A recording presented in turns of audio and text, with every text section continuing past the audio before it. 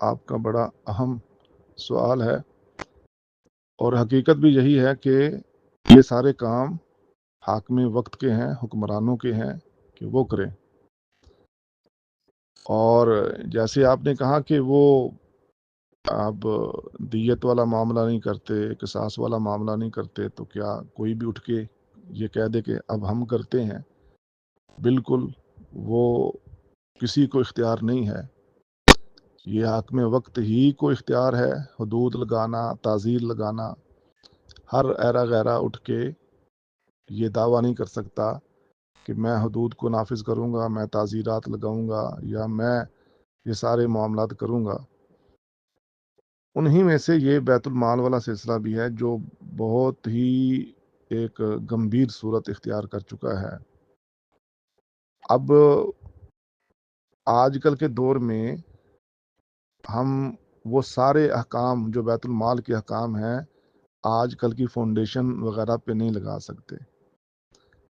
اس کی وجہ یہ ہے کہ جتنے لوگ ہیں ایسے کام کرتے، وہ بطور رضاکار کام کرتے ہیں، اور مختلف آفتوں میں، پریشانیوں میں، آزمائشوں میں وہ ایک بھائی سے لے کر دوسرے سے لے کر تیسرے کے کام آ جاتے ہیں۔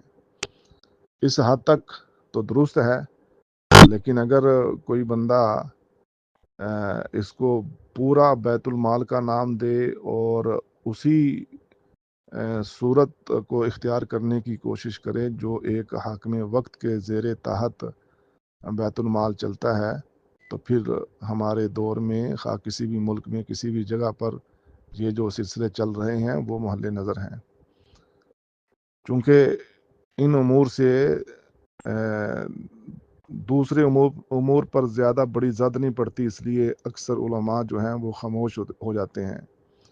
باقی جو حدود تعزیرات والے معاملات ہیں ان پر بہت بڑی زد پڑتی ہے، اور معاشرے کا جو امن ہے وہ خطرے میں پڑ جاتا ہے، تو اس میں سب علماء بولتے ہیں۔